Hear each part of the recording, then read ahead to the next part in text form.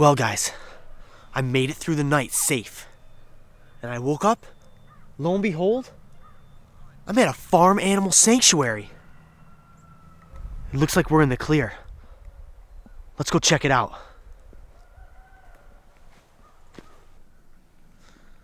Notice all the pigeons perched up at the top of this tower. Look at this guy. It's a standoff. Me and you, staring contest. Hi, duck. So I stumbled across the visitor center, and there turns out to be some more survivors here. We have Natalie and Cameron who work here. They're gonna give us a little tour of the place. We have 2 twin goats, so I don't know if that's Jasper or Emmett, because they look exactly the same. And his brother is over there with the green coat. Hey, buddy. These are where the bunnies live, but the cats camp out here too. And the cats and the bunnies and the Hi. And the pigeon. He bites my hand off. Well, so what's this guy's story? He looks like he's kind of beat up. Yeah, he has a little bit of a skin condition. It's part of it is because his fur is so coarse. Mm-hmm. But I guess he came with some lotion that we have to rub all over him. And he's a little stressed out too because the other goats are mean. Yeah. They pick on him for being different. Yeah. I went to high school too. I get it. Yeah. Hey, be nice. So we've got 3 little pygmy goats here, which are the cutest things ever, I think. And they'll chew on your fingers. With his leg, he has a prosthetic leg that we put on him occasionally. People usually call us. A lot of our animals actually come from the live markets in New York City. Several of our goats were found just sort of roaming around the city streets, and they, were rescued by Good Samaritans and brought here. Most of them are antisocial. There are a couple that will come up to you, but They just like to kind of be by yeah. themselves. Yep. So I'm here with Jenny, and she's the co-founder of this sanctuary. I'm Jenny Brown. My husband Doug Abel and I founded the Woodstock Farm Animal Sanctuary in 2004. We have 23 acres, and our focus is specifically on animals used for food. So we don't have potbelly pigs and horses. We have cows, pigs, sheep, goats, turkeys, chickens, geese, ducks, and rabbits. And here they can live out the rest of their life, and we meet all their needs, and they receive medical care, and their joints get rubbed, and we love them all and see them as individuals. And we also advocate on their behalf when we're open during the summertime on weekends when we do educational farm tours. In fact, the only way you can go in with the animals is to go on a tour. And we like some truth bombs, while you're hearing how Andy the pig, where he came from, his story, his best friends. Do you see this goat rubbing on my butt right now? Anyway, so people hear how millions of animals just like them are living in factory farms and even small farms where there's cruel practices. And our motto is that animals are here with us and not for us. And so that's kind of the foundation of our philosophy. Mm-hmm. Anyway, so that's what we do. And we're a charitable organization, so we run off donations. And you can sponsor critters here, which makes an awesome gift. You can stay at our new bed and breakfast. And you can come visit starting in April through October on the weekends from 11 to 4. How old are the veal calves that you rescued? 3 of them are 8 years old this year, and 1 of them is 5. Wow. And they're huge. Yeah, they are huge. And people don't see them that big because they're not allowed to live that long. Right. They're, in this country or in this society, there's cows that are raised for beef, and there are cows that are raised for dairy. And the dairy cows are, they've been bred to be prolific milkers. Beef cows are bred to have a lot of muscle. So you've got your Angus and your Herefords that are the beef breeds. Mm-hmm. And then you've got, very common are your Holsteins and your Jerseys as the milkers. Those little veal calves are not going to grow enough meat on their bones to be profitable. And so whenever you drink milk or eat a piece of cheese, you might say, oh, the veal industry is so awful, but you're directly contributing to that. So, that's one of those connections we try to make to people. It's really interesting that animals that are a part of our life 3 times a day on our plate, we know very little about. People think that there's magical milking cows and they just produce a flow of milk for us. And we try to make people think and realize that we're the only species that drinks milk into adulthood, and we're the only species that drinks the milk of other species. So tell us the story about this goat. Okay, well, Star has a really interesting story.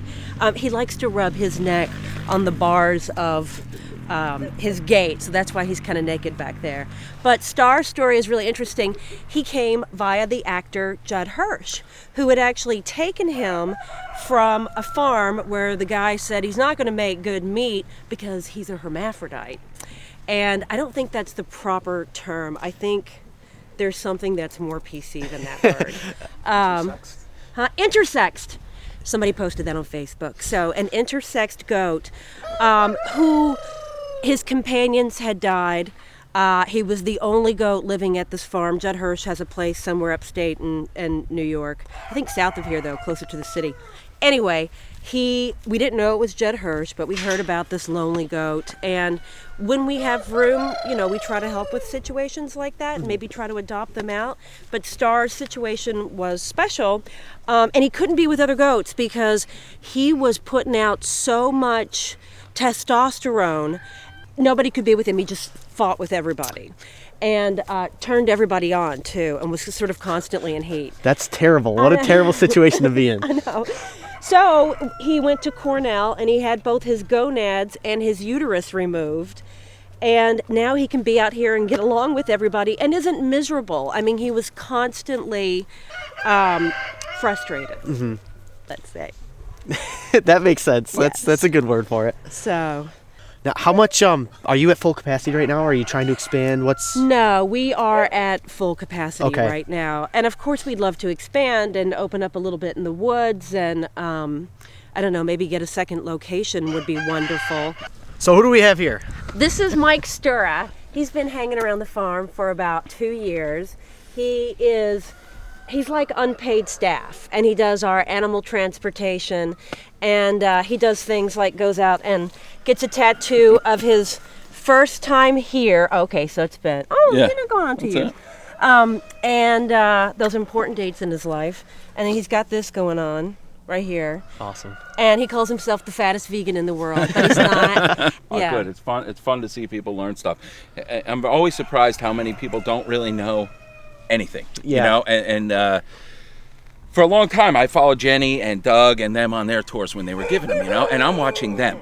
So, when you start doing them yourself, and then I watch the people and you see them learn stuff, it's really cool. And they take something home with them, It's really cool. Oh there. yeah, and they meet the animals, that's the coolest thing. You could tell a lot of these statistics on a city corner somewhere and people don't get it. But when they see the animals in their face, it's a whole different game. Yeah. You can't ignore it then. No. You look into their eyes. Look into their eyes and tell them they're tasty, Dillon, Dillon is the vegan maker right there. We've had Dillon since he was 5 days old, 3 or 5 days old, and he was tied to a tree outside of a smallish dairy farm, and the next door neighbors had, kind of far down the road, had become vegans. They had sort of, had that change in their life and asked the farmer, what's his, are you waiting for the veal truck to come along? And I think they ended up buying him for $80 or something. And we don't really condone people going out to buy animals to save their lives because everybody would do that. Right. But, they had the calf and they're like, help us. And they knew we had room because we just built a barn and we were just getting off the ground. So he's been here and he's as friendly as a big old teddy bear. It's the best. How is he? Is he 5 years old now, or is he the 8-year-old? Isn't he 5? Yeah, No, the other guys he's are about 8. almost 6 and they're almost 9. That's Elvis over there with the big diamond on his head.